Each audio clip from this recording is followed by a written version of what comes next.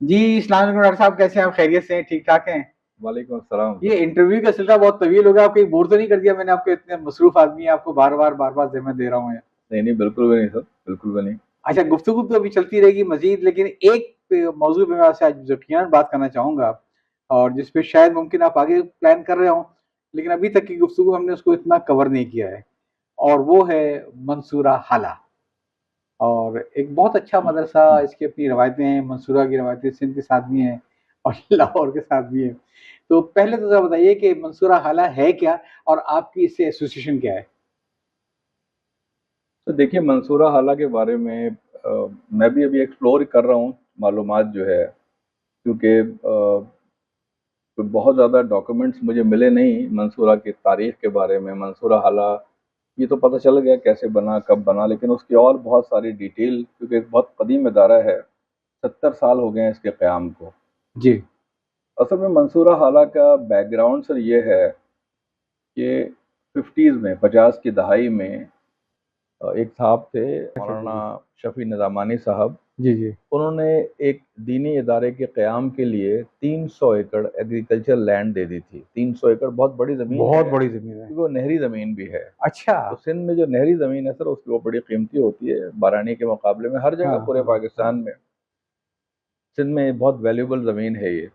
تو 300 ایکڑ زمین انہوں نے ڈونیٹ کر دی کہ بھئی یہاں کوئی ایک دینی ادارہ بنائے، یہاں کوئی دینی ادارہ بنایا جائے، دینی تعلیم کو فروغ دینے کے لیے کوئی ادارہ بنایا جائے، تعلیمی ادارہ بنایا جائے. جب 50 ہی کی دہائی میں 1955 میں نومبر میں کراچی میں جماعت اسلامی کا ایک اجتماع ہوا، جس میں جماعت کا ایک شعبہ تھا عربی مدارس کا. اچھا. جی. اس میں اس شعبے کے تحت یہ فیصلہ کیا گیا، ایک اجلاس ہوا ایک کمیٹی کا. اس اجلاس کی صدارت امیر جماعت سید ابوالعلا مودودی رحمۃ اللہ علیہ نے فرمائی. جی. اور اس میں امین حسین اصلاحی صاحب بھی شریک تھے. صحیح. وہاں یہ فیصلہ ہوا کہ سندھ میں ایک دینی مدرسہ بنایا جائے گا، جس میں درس نظامی پڑھایا جائے گا، اور عربی کی تعلیم ہوگی اور دنیاوی تعلیم بھی ہوگی. اچھا، اب آپ بڑی اندازہ معذرت، کیجئے. بڑی معذرت، قطع کلامی ہو رہی ہے، مطلب کہ اچھی چیز ہے، علم میں اضافہ ہوا. لیکن جو ایک میرے ذہن میں جو کانسیپٹ تھا کہ پری پارٹیشن ڈیز میں جو مولانا مودودی جی ایک اچھے دانشور تھے، ایک اچھے صحافی تھے، لیکن وہ جو ہمارے روایتی مدرسوں کا جو نظام تھا دیوبند کا اور اس کے جتنے بھی تھے مدارس کے، تو مولانا شاید میرے ذہن میں یہ تھا کہ مولانا اس قسم کے مدارس کے نظام کے لیے بہت زیادہ وہ مطلب کہ ایکٹیو نہیں تھے، یا ان کا نہیں تھا کہ ایسا کوئی دیوبند کا مدرسہ قائم کیا جائے. کہ میرا یہ اندازہ غلط ہے یا صحیح ہے؟ کیا ہے سلسلہ یہ؟ یہ تاثر جو ہے نا کچھ مجھ پر بھی تھا، اور جمعیت جماعت میں کافی لوگوں پہ یہ تاثر ہوتا ہے کہ مولانا شاید درس نظامی والے مدارس کے حق میں نہیں تھے، صحیح. یا وہ ان کی افادیت کے کوئی زیادہ قائل نہیں تھے. ہاں، لیکن دیکھیں، پرائرٹیز بات ان یہ کی ہے، کچھ اور تھیں. اصل میں یہ تاثر بنا اس وجہ سے کہ مولانا تشریف لے گئے ندوہ یا علی گڑھ. لیکن یہ سب بہت پرانی باتیں ہیں نا. وہاں جا کے انہوں نے ایک تقریر کی اور ایک آئیڈیل بات کہی کہ اسلام میں دینی اور دنیاوی تعلیم کا الگ الگ ہونا کوئی زیادہ ہاں، پسندیدہ چیز یہ نہیں ہے، بالکل، یہ تو صحیح ہے. اور ایک ہی جیسا نظام تعلیم ہونا چاہیے. مسئلہ یہ ہے کہ بھئی انگریز کے آنے سے پہلے تو سر ایسا ہی تھا نا. میں نے پڑھا ہے کہ جس مدرسے سے، جس تعلیمی ادارے سے، اب اس کا نام اسکول، کالج، یونیورسٹی، مدرسہ تو نہیں ہوگا، کوئی ایک مخصوص نام ہوگا اس کا، ظاہر ہے، اور وہ کسی مسجد کے اندر ہوگا. ایسا تو نہیں کہ الگ الگ ادارے ہوتے ہوں، وہ کسی جامع مسجد کے اندر ہوگا. اسی ادارے سے، ایک ہی ادارے سے شاہجہاں کا جو پرائم منسٹر تھا اس نے پڑھا تھا، ایک بہت بڑے عالم دین تھے، انہوں نے تعلیم حاصل کی تھی، اور یہ جو تاج محل کا آرکیٹیکٹ ہے اس نے بھی وہیں سے پڑھا تھا. تو آپ تصور کر سکتے ہیں کہ انگریز کے آنے سے پہلے یہاں جو سلیبس تھا تعلیمی اداروں کا، وہ کس طرح کا سلیبس تھا کہ ایک پولیٹیشین، ایک عالم دین، ایک آرکیٹیکٹ، یہ تینوں ایک ہی ادارے سے نکل رہے ہیں. بلکہ سنا تو یہ بھی ہے کہ طب کی تعلیم بھی دی جاتی تھی، یعنی ڈاکٹر بھی وہیں سے نکلتے تھے. جی. تو مولانا کے ذہن میں ایک پورا کانسیپٹ تھا کہ بھئی تعلیم ایک ہونی چاہیے. لیکن سر ایک چیز ہوتا ہے کہ آپ کے ذہن میں ایک آئیڈیا ہوتا ہے، آئیڈیا ایک آئیڈیل چیز ہوتی ہے کہ اس کو ایسا ہونا چاہیے، لیکن کیا عملی شکل اس کو دے سکتے ہیں آپ؟ جب پاکستان بنا ہے تو میں نے مفتی تقی عثمانی صاحب کا ایک مضمون پڑھا ہے کہ یہاں دینی مدارس نہ ہونے کے برابر. یعنی آپ دیکھیں نا، اگر آپ دینی مدارس کی پاکستان کی تاریخ دیکھیے تو کون سا مدرسہ نظر آتا ہے کراچی میں آپ کو، دارالعلوم کراچی سے پہلے؟ صحیح بات ہے. پورے پاکستان میں نا سر گنتی کے دینی مدارس تھے. اب اگر دینی مدارس ہی نہیں ہوں گے تو علماء کہاں سے پیدا ہوں گے؟ تو مولانا رحمۃ اللہ علیہ جب پاکستان تشریف لائے ہوں گے، انہوں نے دیکھا ہوگا کہ وہ دینی مدارس ہے ہی نہیں پاکستان میں، تو ڈیفینیٹلی ان کے خیالات میں بھی تبدیلی آئی ہوگی. اور انہوں نے سوچا ہوگا، بلکہ انہوں نے سوچا کہ بھئی دینی مدرسہ بنایا جائے جس میں ظاہر ہے ڈیفینیٹلی درس نظامی ہوگا، اور ساتھ میں پھر جو ہے کچھ اور مضامین پڑھائے جائیں تاکہ وہ دین اور دنیا کی تعلیم کا ایک امتزاج بن جائے. اور صحیح یہی بات. ہوا آگے جا کر. جی جی.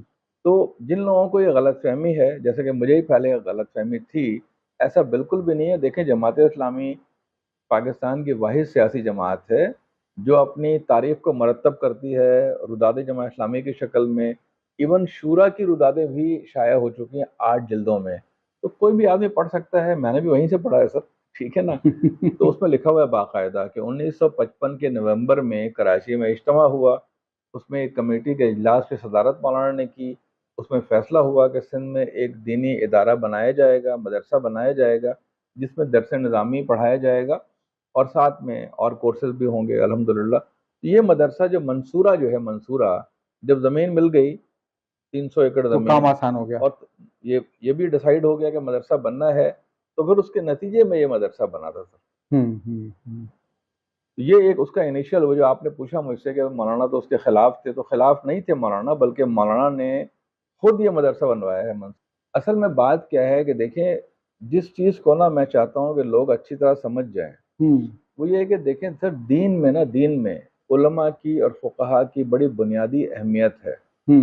بے مثال کے طور پر آپ کسی انگریز کو اسلام کی دعوت دیں، اللہ اس کو توفیق دے اور وہ اسلام قبول کر لے، تو اب اس کو فرائض، نوافل، سنت کون سمجھائے گا؟ اسلام کے قانون کون سمجھائے گا؟ کیا کوئی ڈاکٹر، انجینئر، چارٹرڈ اکاؤنٹنٹ سمجھائے گا؟ ظاہر ایسا نہیں ہوگا. فقہ جو ہے وہ ڈاکٹر محمود غازی صاحب نے فرمایا کہ ایک ایسا علم ہے جو ظاہر ہے قرآن و سنت کے جو اصولی ہدایات ہیں ان کی ڈیٹیل کا نام ہے فقہ.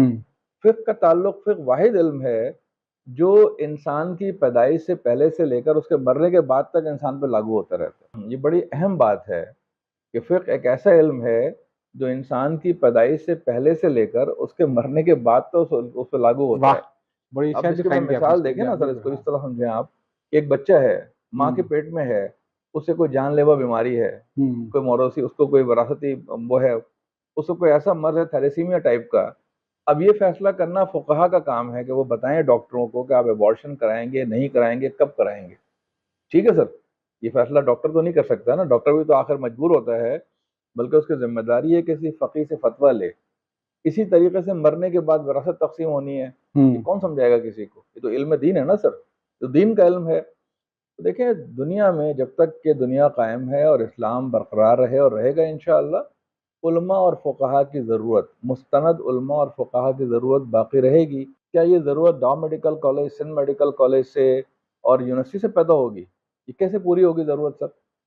تو کیا یہ ضرورت جو ہے، اویئرنیس کیا نہیں ہوگی اور کمٹمنٹ نہیں ہوگی. آپ دیکھیں نا، وہ فقی جو عام مسلمان کی رہنمائی کرے گا، خواہ وہ مسلمان پاکستان میں ہو، دنیا کے کسی بھی خطے میں ہوگے، وہ کون ہوگا؟ وہ خواہ وہ مسلمان پاکستان میں ہو یا دنیا کے کسی بھی خطے میں بھی ہو، کوئی نو مسلم ہو، کوئی پرانا مسلمان ہو، میرے جیسا کوئی آدمی ہے، آپ جیسا کوئی آدمی ہے، اس کی رہنمائی کون کرے گا سر؟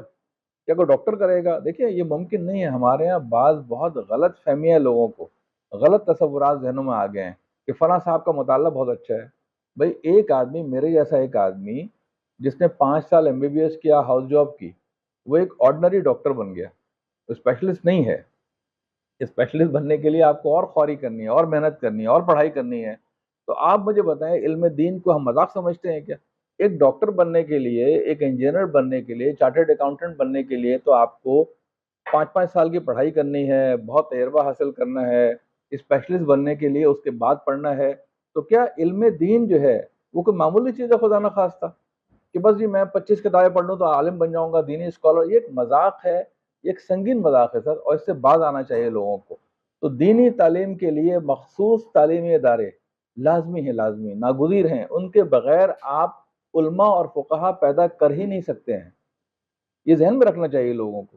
لیکن ایک چیز جو میں نے معاشرے کے اندر دیکھی ہے وہ یہ کہ جو maybe I am wrong, کہ ایسا نہیں جو ہماری جو elite class who, exceptions are there, उनको बड़ी कोई तमन्ना हो कि हमारा बेटा जो है ना वो जाके दीनी मदरसे तालीम हासिल कर ले।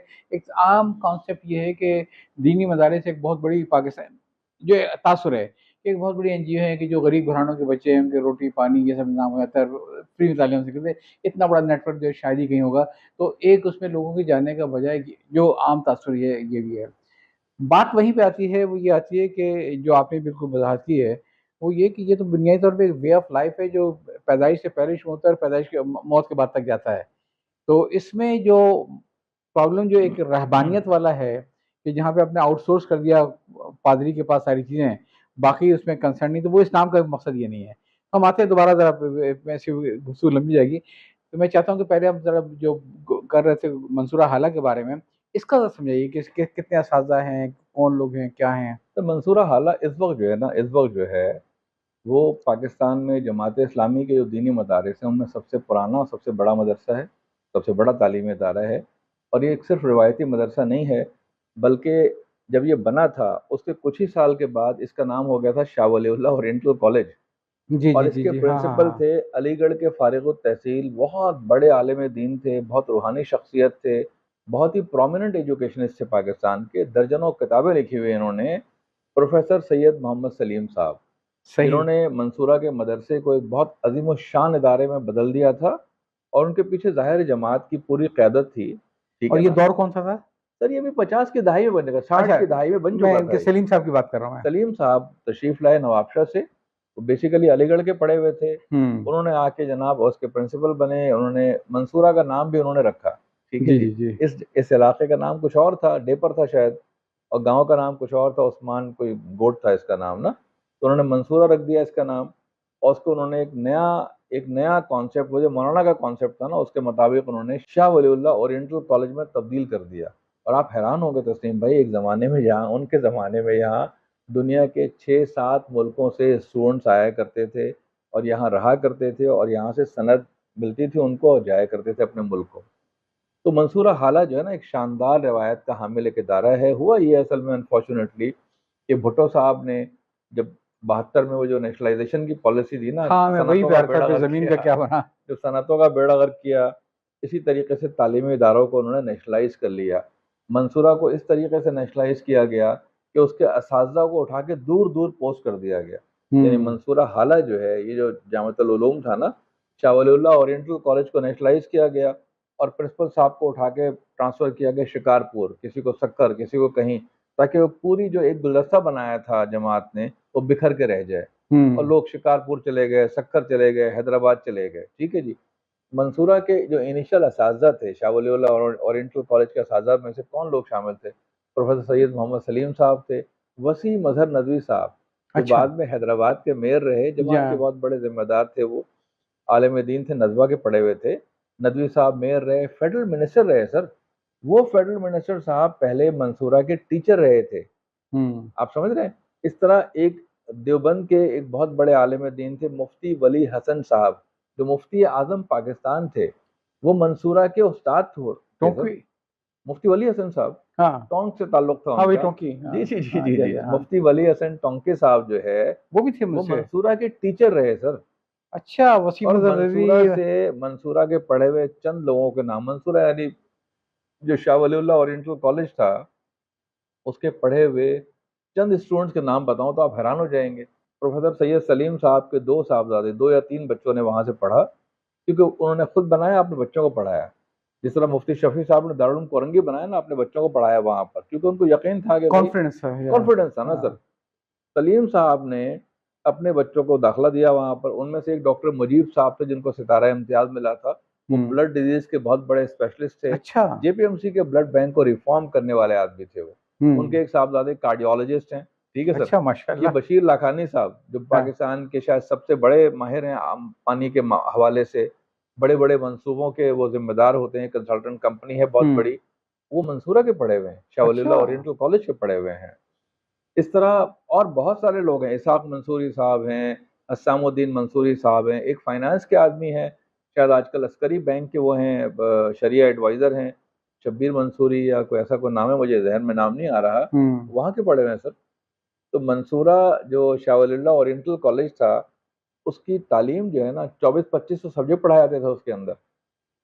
تو اس نے بہت بڑے بڑے لوگ پیدا کیے. بھٹو صاحب نے انفارچونیٹلی اس کو نیشنلائز کر دیا. جب نیشنلائز کیا زمین نہیں لی. دیکھیں یہ بچت ایگریکلچر ہو گئی. لینڈ جماعت ہی کے پاس رہی. ہاں وہ ایک ادارہ یہ ہے بچت اصل ہو میں. گئی. ہاں ایک ادارہ ہے سر, ادارہ تعمیر ملت.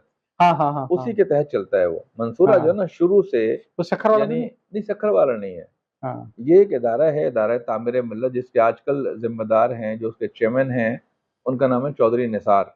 یہ عالمگیر ویلفیئر ٹرسٹ جو ہے, مشہور ٹرسٹ ہے نا سر, جی ہاں. اس کے بھی چیئرمین ہیں. بہت ہی زبردست آدمی ہیں ماشاءاللہ, بہت بڑے سوشل ورکر ہیں چودھری نثار احمد صاحب. وہ اس کے چیئرمین ہیں ادارہ تعمیر ملت کے, اور کچھ لوگ ان کے ساتھ اس کمیٹی میں ہیں.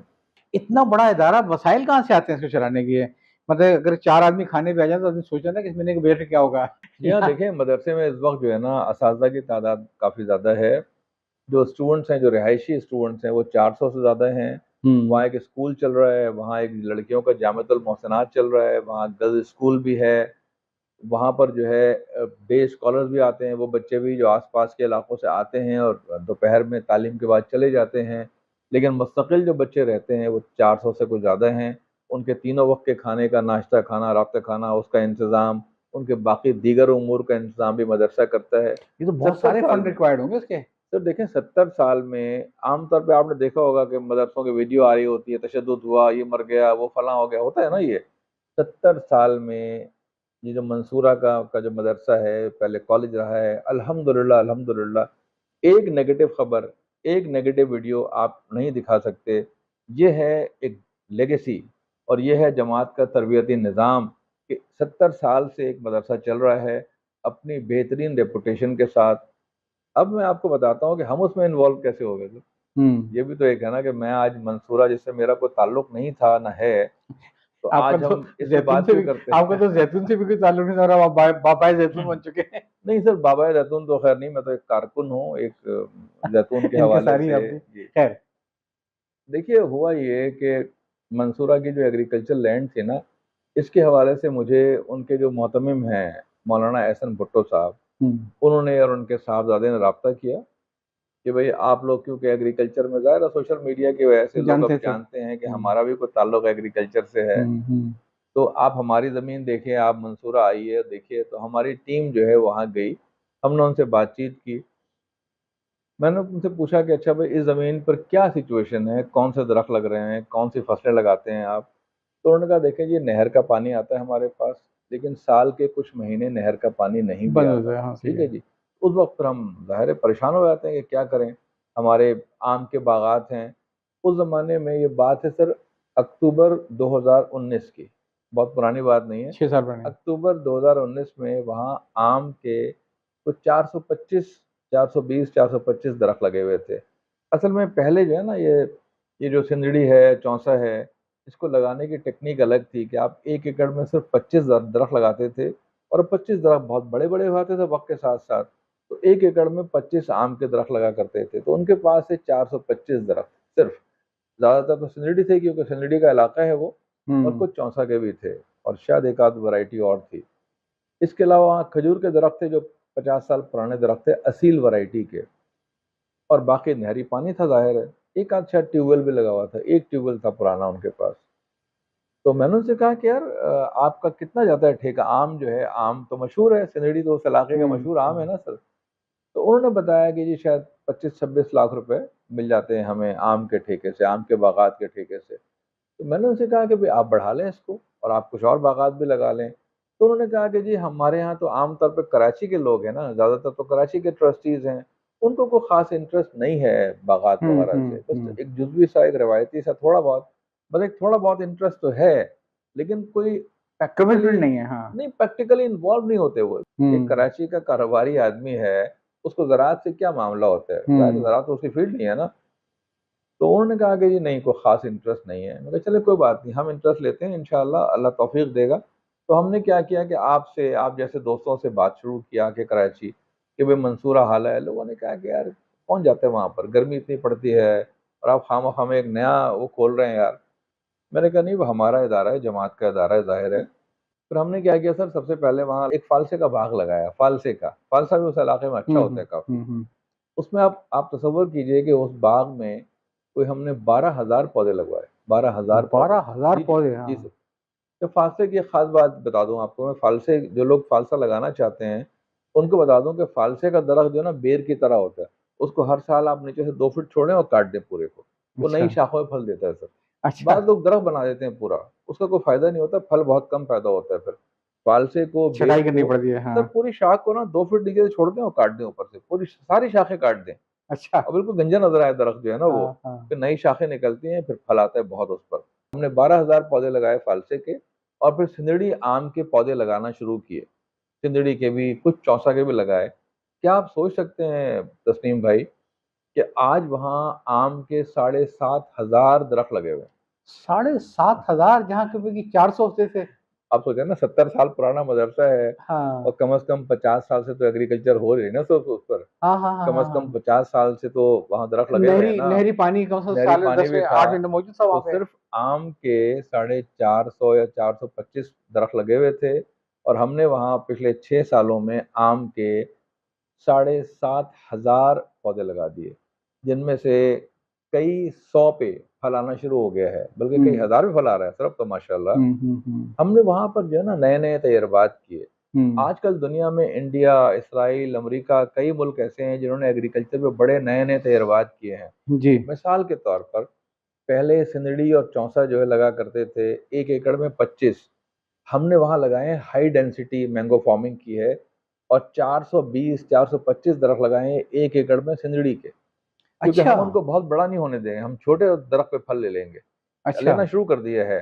اس طرح ہم نے ایک امریکن آم لگایا ہے وہاں پر، سینسیشن، وہ سرخ کلر کا آم ہوتا ہے، وہ ہم نے لگایا ہے سر، وہ ہم نے لگایا ہے الٹرا ہائی ڈینسٹی پر۔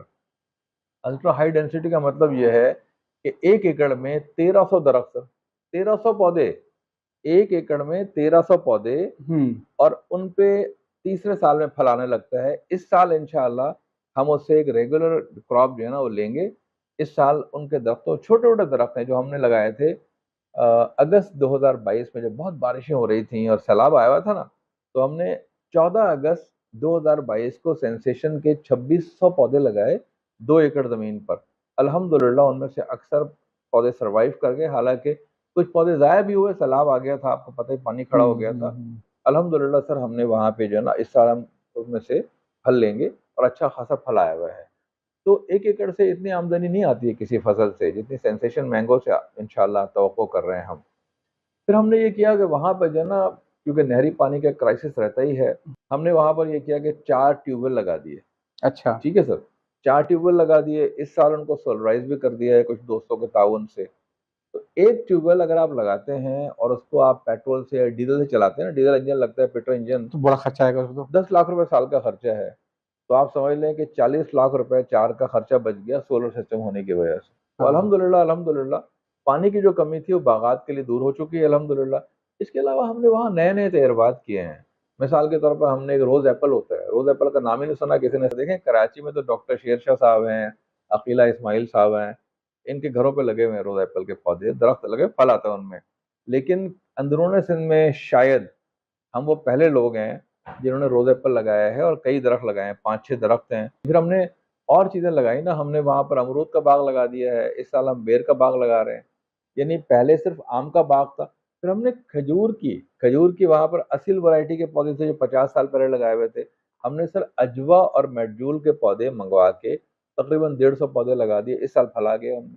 اب آپ سوچیں، اجوا تو مدینے کا وہ ہے نا جی کھجور، جی جی جی لیکن آپ سوچئے ذرا کہ جی اجوا پھل آ گیا ہے، میڈجول اتنا بڑا کھجور ہوتا ہے پھل آ گیا ہے، تو ہم اچھی ورائٹیز کے پودے، تاکہ ہماری جو ایک ہوتے ہیں نا ہائی ویلیو کراپس، میرا ایک کانسیپٹ ہے کہ زمین تو لمیٹڈ ہے، خرچے بڑھتے رہیں گے، تو اب ہائی ویلیو کراپس لگائیں وہاں پر۔ پھر ہم اس کے علاوہ دیکھیں 2 چیزوں پہ کام کر رہے ہیں ہم، اور ہمارا جو پورا جو ادارہ ہے نا، یہ منصورہ جو ادارہ تعمیر ملت ہے، ایک تو یہ کہ ڈونرز کو بڑھایا جائے، کیونکہ دیکھیں 400 بچوں کو رکھنا، ان کے سارے خرچے برداشت کرنا، پھر تنخواہیں اساتذہ کی، بجلی کے بل ہیں، گیس کا بل ہے، دیگر چیزیں ہیں نا، تو خرچہ تو بہت ہوتا ہے، اتنا بڑا ادارہ ہے وہ۔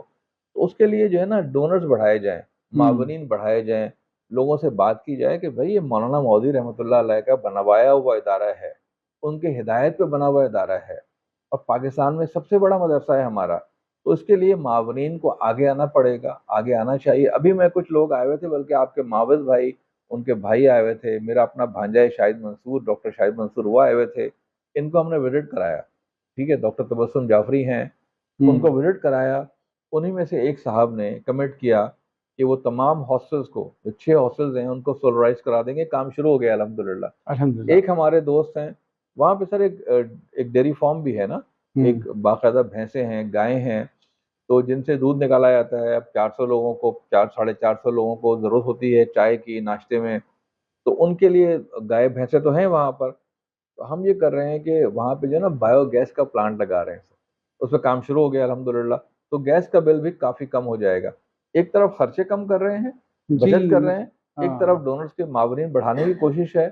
تو امید یہ ہے انشاءاللہ کہ اگلے چند سالوں میں یہ جو مدرسہ ہے، اس کے معاونین میں اضافہ ہو جائے گا، اور ساتھ میں اس کی اپنی آمدنی باغات سے جو ہے، سیلف سفیشنسی فصلوں کی طرف سے، لے کے جا رہے ہیں اس کو۔ سر شاید نہ ہو سکے، لیکن دیکھیں نا، بات یہ ہے کہ بھائی مدرسوں میں لوگ زکوٰۃ دیتے ہیں۔ زکوٰۃ تو ہر مسلمان کو جو صاحب استطاعت ہے اس کو دینی ہے نا، صاحب نصاب کو زکوٰۃ دینی ہے۔ زکوٰۃ کا ایک بہترین استعمال ہے منصورہ حالہ کا مدرسہ، بہترین استعمال ہے سر۔ تو اور ظاہر میں آپ کے تو دونوں مدیں الگ ہوں گی، وہ ظاہر ہے وہ تو دیکھیں۔ اور جی جہاں تک بات دیکھیں یہ ہے کہ آپ کو جو ہے نا دینی اسکالرس کی ضرورت، جیسے ایسے نئے نئے مسائل پیدا ہوں گے، نئے نئے مسائل دنیا میں، جو آج کل نئے نئے مسائل پیدا ہو رہے ہیں، یہ جو اے آئی آ گیا ہے، پتہ نہیں کیا کیا مسائل پیدا ہو رہے ہیں سر۔ وہ جو غالب نے کہا تھا نا، غالب نے یہ کہا تھا شاید، میں بے حیرت ہوں کہ دنیا کیا کیا سے سے کیا ہو ہو جائے جائے گی۔ گی۔ ہاں، وہ ہو گئی سر، وہ ہو گئی۔ اب بہت جب تیزی سے نئے ہوگی۔ نئی نئی ایجادات ہوں گی، نئی نئی دریافتیں ہوں گی، تو نئے نئے مسائل بھی پیدا ہوں گے، جی ٹھیک ہے سر۔ اب وہ نئے مسائل کا حل جو اسپیشلی دین سے متعلق ہوں، جہاں آپ کو دین کی رہنمائی لازمی ہے۔ دیکھیے لوگ یہ سمجھ ہی نہیں پاتے ہیں کہ فقہ کیا ہے اور قانون کیا ہے، جی یہ باریک سا فرق ہے نا۔ جی تو دیکھیں، میں جا رہا ہوں سڑک کے اوپر، بتی لال تھی، میں رک گیا، ہری ہو گئی، میں چل پڑا۔ یہ ایک دنیاوی قانون ہے، اس کا کوئی تعلق دین سے نہیں ہے۔ جی لیکن بات یہ کہ بچے کا ابارشن کرانا ہے کہ نہیں کرانا، اس کی رہنمائی آپ کو قانون سے تو نہیں ملے گی نا سر، یہ وہ تو خالص دینی مسئلہ ہے۔ تو فقہا کی ضرورت ہمیشہ رہے گی، اور اس کے لیے اچھے معیاری دینی مدارس کا وجود ناگزیر ہے۔ آپ ڈاکٹر سے، انجینئر سے، پروفیسر سے یہ کام نہیں لے سکتے۔ ڈاکٹر اپنا کام کرے گا، علماء اپنا کام کریں گے۔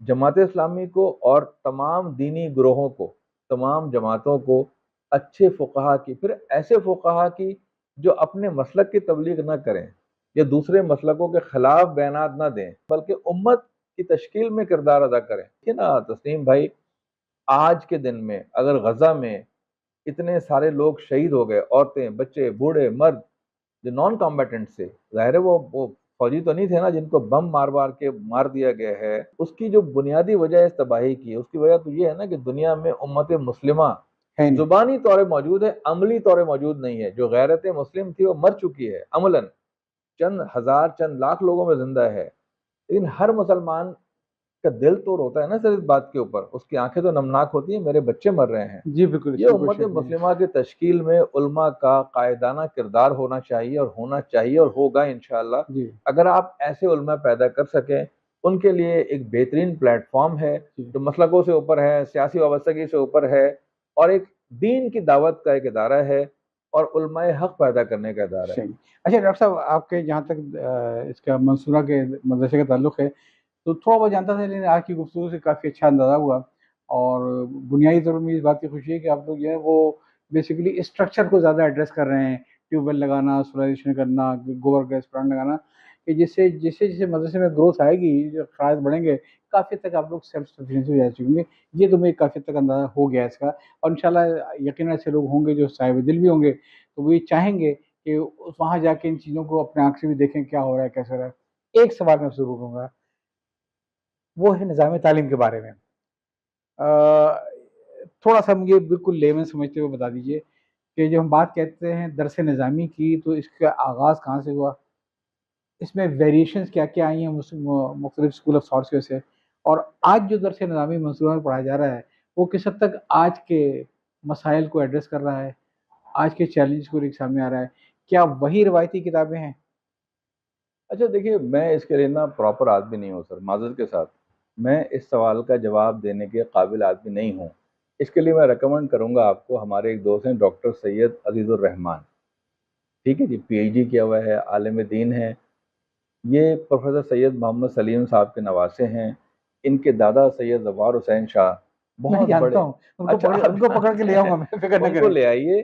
ہاں ان سے نا آپ درس نظامی کی تاریخ کے حوالے سے اور آج کے ڈاکٹر صاحب حوالے سے، سنیے نا، آپ نے اب آپ کو آنا ہے میں یہ ان سمجھانے کو کے لیے پورا. ہاں اپنا استاد تسلیم کرتا ہوں. جی جی حالانکہ میں ایک نالائق شاگرد ہوں، ہاں لیکن ڈاکٹر سید عزیز الرحمان اس وقت جو ہے نا علماء میں، حالانکہ ینگ آدمی ہے، وہ مجھ جی سے بھی بالکل. چھوٹے ہوں گے جی لیکن جی وہ بہت بڑے آدمی. جہاں تک رہ گیا منصورہ حالہ کی بات، اس کا نظام تعلیم، تو میں نے آپ سے گزارش کی کہ درس نظامی وہاں پڑھایا جاتا ہے، اور ساتھ ساتھ جو لوگ بندے وہاں سے، جو لوگ درس نظامی کی سند دے کے فارغ ہوتے ہیں، وہ ساتھ ساتھ سر میٹرک، انٹر، بی اے اور ایم اے بھی کر لیتے ہیں. وہ اچھا.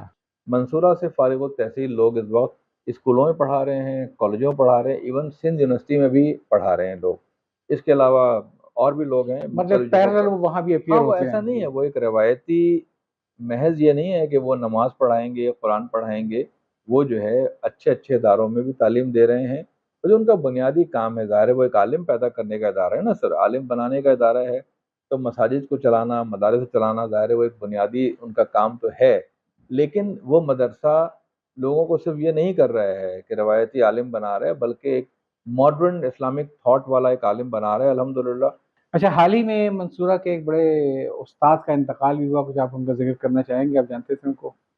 سر محترم لطف اللہ بھٹو صاحب کا بھی قضائے الہی سے انتقال ہو گیا. لطف اللہ بھٹو صاحب جو ہے، انہوں نے 50 سال زرعی زمین کی دیکھ بھال کی ہے.